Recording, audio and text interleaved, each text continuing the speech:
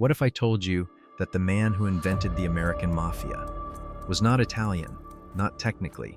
He was Sicilian.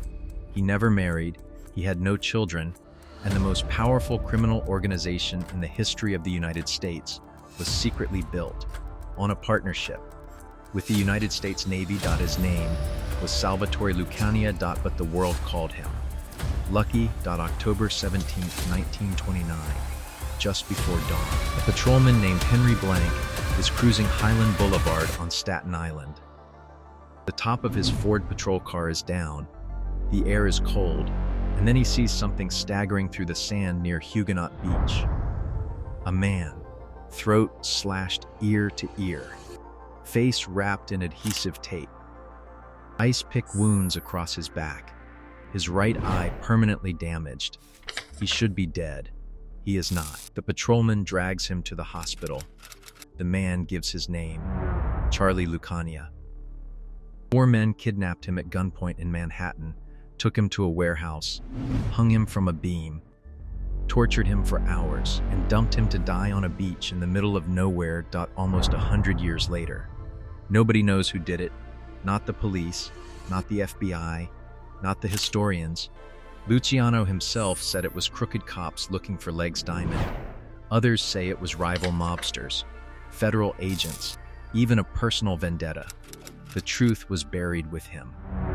But that night, that ride, is the moment Salvatore Lucania disappeared. And Lucky Luciano was born. Here is the part nobody tells you. He was already calling himself Lucky. Before the ride, he had the word tattooed on his right arm at age 16, along with the date. 1913. The drooping right eye and the chin scar were souvenirs, not the origin story. By 1931, he was the most ambitious gangster in New York. And he had a problem. The old Sicilian Dons, the mustache Petes, were holding him back. So on April 15th, he invited his own boss, Joe the Boss Masseria, to lunch at a restaurant in Coney Island. They ate lobster, drank wine, played cards. Luciano excused himself to go to the bathroom. 4 men walked in. 20 bullets later, Masseria was dead at the table holding the ace of spades. By the way, that famous photograph of him holding the card was staged by a newspaper photographer the next morning. 5 months later, Luciano did the same thing to his new boss, Salvatore Maranzano. 4 Jewish gunmen dressed as ears agents walked into his Park Avenue office, stabbed him 6 times, shot him 5. On the stairs, they passed Mad Dog Cole, who was on his way up to kill Luciano. The timing was that perfect. That same year, Luciano did something no criminal had ever done before. He invented a board of directors for crime. He called it the Commission. 5 families of New York, plus Chicago, plus Buffalo, Italians, Jews, Irish, all under one corporation. The modern American Mafia was born in that meeting. And every gangster you have ever heard of, from Gambino to Gotti, operated under the rules Lucky Luciano wrote.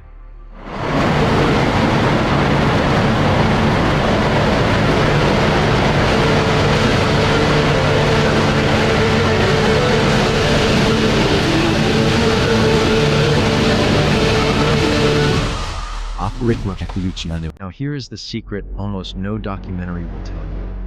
In 1942, a passenger liner called the SS Normandy burned in New York Harbor. The government panicked. They thought it was Nazi sabotage. So the United States Navy walked into Dannemora prison and made a deal with Lucky Luciano. They needed the docks protected. They needed Sicilian intelligence for the upcoming invasion of Italy. Luciano gave them everything. A New York commissioner named William Hurlins wrote a 101-page report proving it. Governor Thomas Dewey, the same man who put Luciano in prison, personally hid that report in his private archive. For 23 years, a journalist only found it in 1974.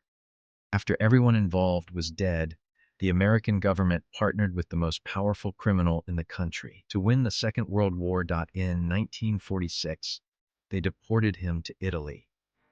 And on January 26, 1962.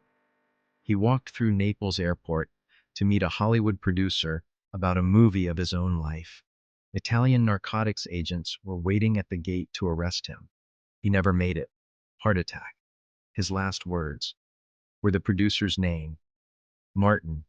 Martin, he survived 4 men, 20 bullets, 62 prostitution counts, a world war, and his own enemies thought the only thing that ever killed Lucky Luciano was his own heart. 3 minutes before they were going to arrest him for the last time.